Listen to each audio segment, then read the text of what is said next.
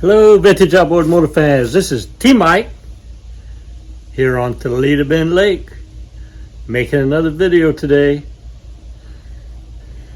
Today's video is going to be on a seized Powerhead. I got a restore I'm working on here for David. It's restore number 149. It's a 1954 5 horsepower Gale Bucaneer. So this is a family motor for David, and he really wants it restored, and the Powerhead is seized on it.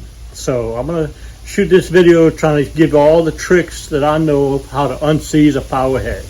So if everybody's ready, here we go. Alright, so I've taken the 3 bolts off, taken the rewind starter off. Then there's 4 bolts underneath here to get the gas tank off, and you also have to remove the fuel line connection. So I got those 2 pieces off. Now, as you can see, the Powerhead is frozen. So first thing we're going to try to do is use a strap. I'm going to go get my strap to try to unseize it.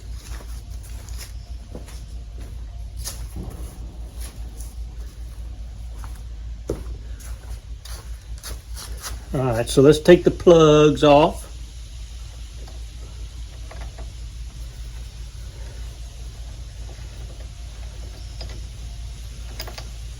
Alright, and I'm going to wrap my strap around the flywheel and try to turn it clockwise to get it unseized.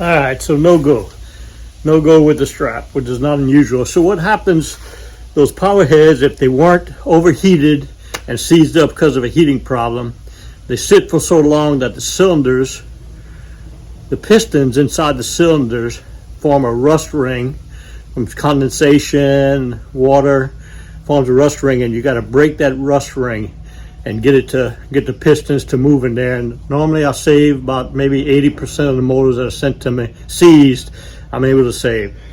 So this didn't work. So the first trick I'm going to show you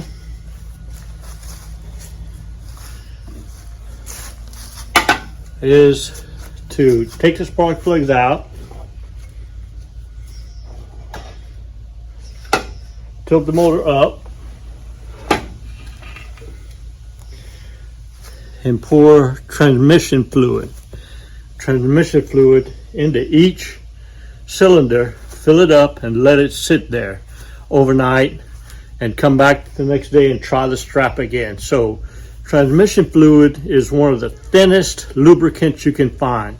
So it has the best possibility of getting around that rust ring where the piston is stuck in that cylinder, and you want to give it time to soak in there, and then hopefully the strap will be there. So I'm going to fill her up right now, let it sit overnight, and come back tomorrow and see if we can't unseize this Powerhead.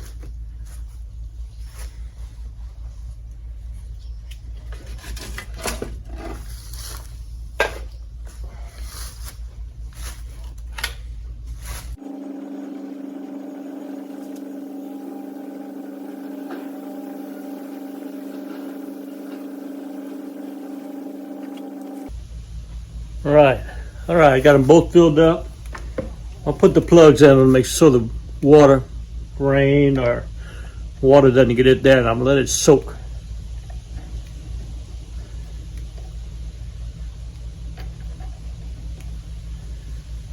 All right, let's let that soak and see what we got. We'll check it tomorrow. All right, so it's been about 3 days. I've been trying to loosen it every day. So I'm going to try to see if soaking it has worked. I dropped it down, took the plugs out. I'm going to see if I can undo it.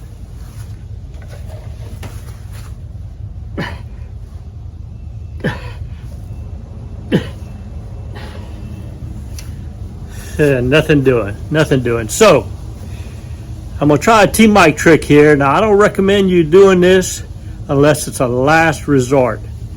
What I'm gonna do is I'm gonna take a punch, all right, a good solid punch and a ball peen hammer.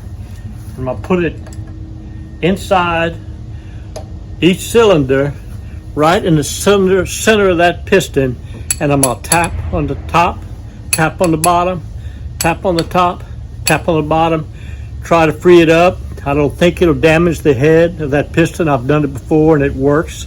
See if we can get that thing loose. So here I go with the T-mic trick.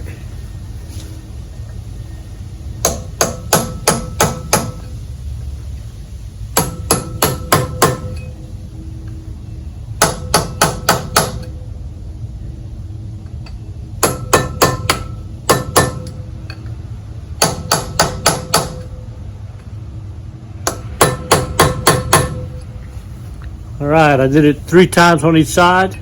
I don't want to hit too hard, try to crack anything. Just try to break that rust ring. Let's see if that worked.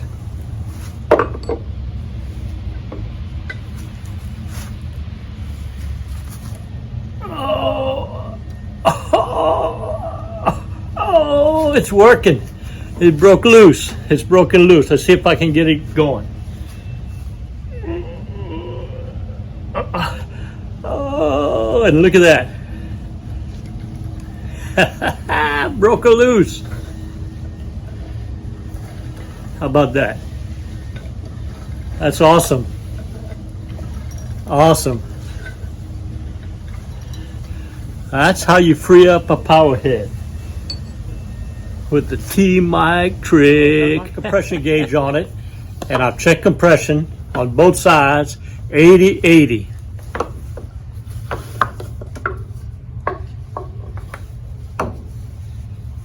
Watch how that baby spins. 80-80 on both sides. I love it when a plan comes together. I love what I do. I hope y'all enjoyed the video. Use the T-mic trick on your stuck Powerheads. It works. All right. See y'all next video. Enjoyed the video. I know I enjoyed making it. If you did enjoy it, go ahead and hit the subscribe button. I make at least one video every week. And then go ahead and hit the like button and join the T-mic fraternity. So if you're this first time watching one of my videos, I have over 350 videos of everything you need to know about repair, maintaining, and restoring your vintage outboard motors. I specialize in Johnson & Evinrude's 3 horsepower to 20 horsepower, 1950s, 60s, and 70s. So as I said, I have every video you need to know on how to work on these motors. And if I don't have one, I want you to let me know. Just hit in the comments on one of the videos and tell me what video I need to make, and I'll make it for you.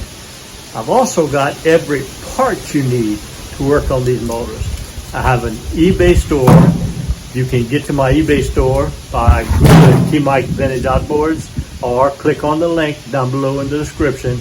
I have over 2,000 parts in my eBay store. I sell all the hardware. I sell all the kits, spark wires, ignition, magneto components, points, coils, condensers, gear case, seals, everything. I even have some printed, 3D printed plastic handle grips and other parts for you. So I have all the videos and I have all the parts you need. I also now am providing parts manuals. So I have over 150 hard copy parts manuals, 1923 to 1958. So you can get your parts manuals from me too. So this is my passion. My goal was to have every video, every part, and every parts manual that you need. And if I don't have what you need, let me know. You can always call me for technical assistance too. My number is 337-278-5429. Give me a shout out. I love text messaging. I'll try to help you and answer your question. So I enjoy what I do. I hope you're having as much fun as I am working on these motors. And remember, always remember, and never forget, here at T-mic Vintage Outboards, we're doing it one motor at a time. See you next video.